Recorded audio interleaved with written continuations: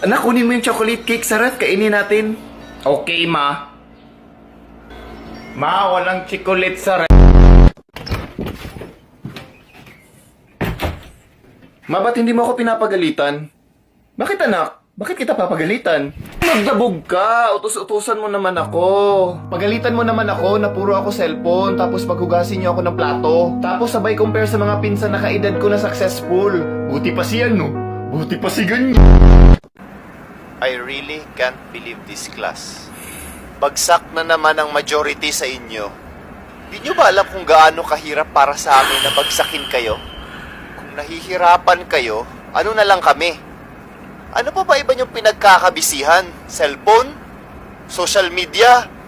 Ang bata-bata nyo pa nakikipaglandian na kayo. Ikaw nga bigla ka nagkikwento ng love life mo sa klase, wala namang nagtatanong.